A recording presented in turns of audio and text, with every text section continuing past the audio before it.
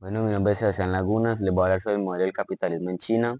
Este es un sistema económico que ha permitido al país convertirse en una de las potencias más importantes del mundo. Este modelo es interesante porque pues combina dos elementos que normalmente pues no van juntos, que son el control de fuerte del Estado y los mecanismos del mercado capitalista. Por eso se le llama capitalismo de Estado.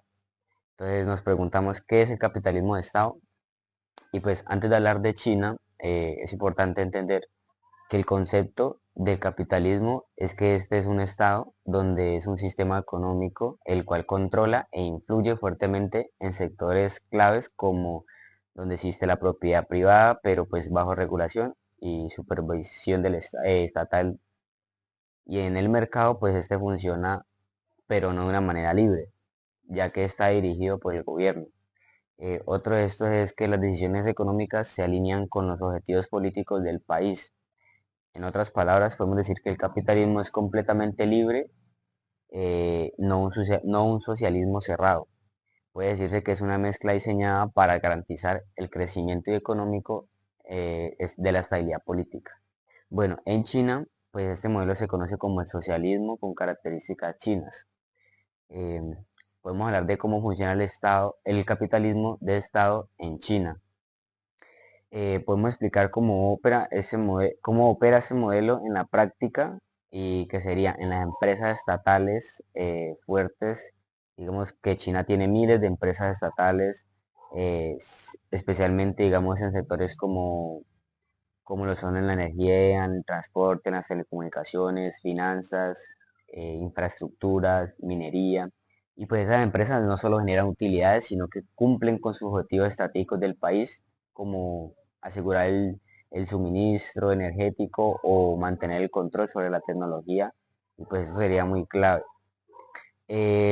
Por otro lado tenemos la planificación económica a largo plazo, ya que en China pues no deja que el mercado se decida del todo. Digamos, cada 5 años el Estado crea un plan quincenal que define qué sectores deben crecer, cuánta inversión se debe haber, qué tecnologías se pueden priorizar, cómo se debe actuar en las empresas estatales y pues esta da una dirección clara al país y evita la improvisación. Por otra parte, podemos encontrar la participación del Estado en las empresas privadas. Aunque hay grandes empresas privadas, el Estado mantiene influencia en ellas. Incluso dentro de compañías privadas existe una cédula del Partido Comunista y pues este participa en decisiones estratégicas, dirección interna, alineación con los objetivos nacionales. Eh, Podemos dar ejemplos de las empresas privadas con control estatal indirecto.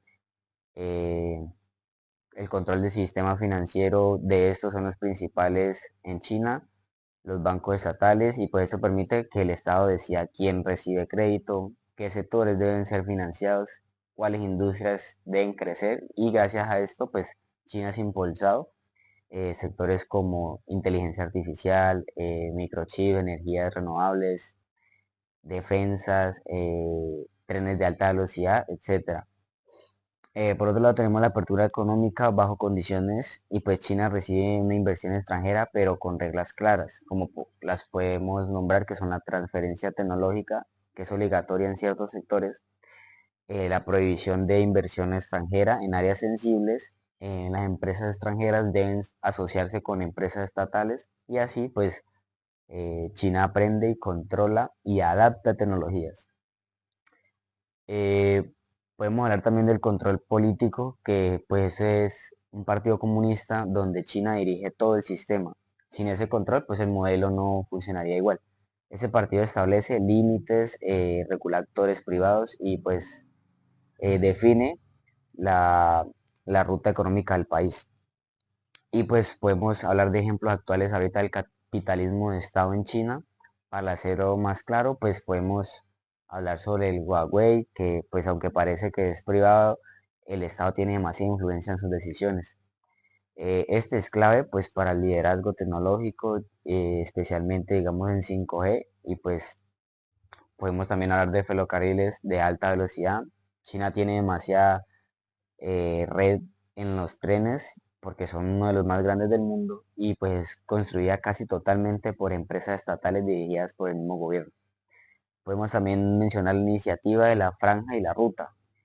China utiliza esas empresas estatales para construir puertos, carreteras y proyectos en otros países, asimismo expandiendo su influencia geopolítica. Por otro lado, podemos hablar sobre la regulación en las empresas, digamos empresas tecnológicas privadas donde el gobierno interviene en empresas como Alibaba, que esta es para asegurar que no desafíen a la autoridad estatal y pues que se mantengan alineadas con un objetivo nacional. Podemos hablar de la Tesla en Shanghái, que es un ejemplo clave de inversión extranjera permitida bajo condiciones chinas, ya que esto es pura fabricación local, reglas propias, supervisión estatal, entre otras.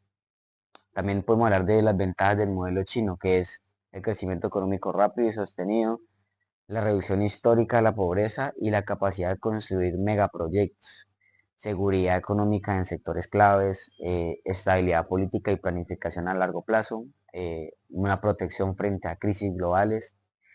De esto podemos sacar críticas y desventajas, que serían algunas empresas estatales son menos eficientes, hay menos libertad para el sector privado, el exceso de control puede generar corrupción, hay tensión comerciales con otros países, hay riesgos por intervención política en la economía.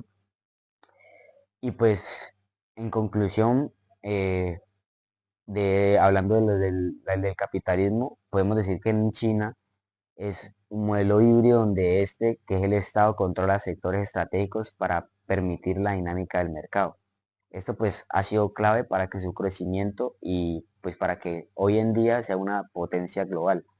Su éxito se basa en que las empresas estatales eh, planifican a largo plazo, controlan a crédito y utilizan una mezcla única de apertura y control. Aunque esa tiene desventajas y genera polémicas, pues es un modelo que define la geopolítica y la economía mundial del siglo XXI. Ah, no, córtelo ahí. Bueno, les voy a hablar sobre los funcionamientos de los aranceles en el sistema geopolítico actual. Primero tenemos que saber qué son los aranceles. Un arancel es un impuesto que un país cobra a los productos que entran o salen de su territorio. Su función principal es encarecer los productos importados para proteger la industria, más que todo nacional, y pues recaudar ingresos y ejercer presión comercial. Existen tres tipos principales que son ad valorem, que es el porcentaje sobre el valor del producto, el 2 que sería específico que se refiere al valor fijo por unidad y el mixto que es la combinación de los dos anteriormente mencionados. ¿Por qué los aranceles son geopolíticos hoy en día? Resulta que en el sistema internacional actual los aranceles se usan como herramientas de poder. Ya no son solamente un uso de tema económico, sino también un mecanismo para presionar otros países, defender sectores estratégicos, responder a conflictos políticos, formar o reforzar alianzas. Y pues esos estados emplean para proteger su seguridad económica, defienden la tecnología clave e influyen en comportamientos de otro gobierno.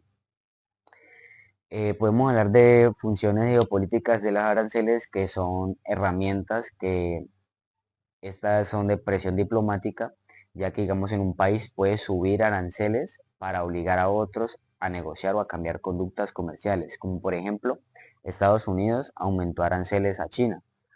Para eso mismo, porque se tenía que presionarla sobre el tema de propiedad intelectual y producción tecnológica. Podemos hablar sobre la protección de las industrias estratégicas, que en los gobiernos se protegen sectores importantes para su seguridad o su autosuficiencia. Como podemos dar ejemplos actualmente, el acero, el aluminio, la agricultura, la tecnología y podemos meter ahí también la industria farmacéutica. A los conflictos dan como respuesta que se pueden utilizar como represalias cuando hay tensiones políticas o militares, como por ejemplo en Estados Unidos y la Unión Europea, pues estos aplican restricciones a comerciales como son Rusia, tras cuando pasó la invasión a Ucrania. La reconfiguración de bloques comerciales en los aranceles eran los que impulsaban la creación de acuerdo eh, a los, a la Unión Europea, al Mercosur, a la ASEAN, y pues estos bloques reducen demasiado los aranceles ya que entre sus miembros fortalecen la integración económica y la política. Podemos hablar de ejemplos ahora actuales, que sería la guerra comercial de Estados Unidos y en China, ya que los aranceles del 10% al 25% aumentaron sobre productos chinos como el acero, los paneles solares, eh, la tecnología en sí, y pues esto fue con el objetivo, digamos, de proteger la industria estadounidense y presionar a China. Pues esto como consecuencia trajo aumento de precios y búsqueda de nuevos mercados eh, en el tema del arancel verde de la Unión Europea, ya que Estados Unidos cobra los aranceles a países que producen con altos niveles de contaminación. Y pues esto es más que todo una estrategia geopolítica para influir en la misma política ambiental a nivel mundial. Los aranceles agrícolas en América Latina, en países como Colombia, Argentina, Brasil, mantienen muy altos, como lo son el arroz, la leche, el azúcar, para asimismo proteger a sus campesinos, que son pues su base de producción.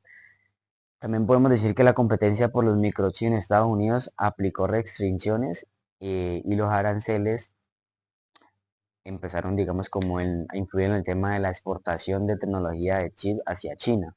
Esto hace parte de que una batalla geopolítica hubo por el control pues, tecnológico global. Podemos hablar de ventajas y desventajas a nivel geopolítico, que serían las ventajas de proteger un empleo y una producción local, fortalecer sectores estratégicos, hacer funcionar como una presión diplomática sin recurrir a la fuerza, mejorar la balanza comercial y pues por desventajas podemos tomar como aumento de precios en los consumidores, generan represalias en los países, pueden causar guerras comerciales, esto altera las cadenas globales de producción y pues nada de eso es beneficiario. Como conclusión podemos sacar que los aranceles son instrumentos claves dentro del sistema geopolítico moderno, ya que estos se utilizan para proteger industrias, negociar o influir en otros estados. Las guerras comerciales muestran que son parte del juego del poder entre las grandes potencias, aunque pueden que beneficia a la misma economía local, también genera tensión y afecta al comercio mundial, ya que podemos comprender que su funcionamiento ayuda a analizar fenómenos actuales como lo son la rivalidad entre potencias, los acuerdos regionales y la transición económica global.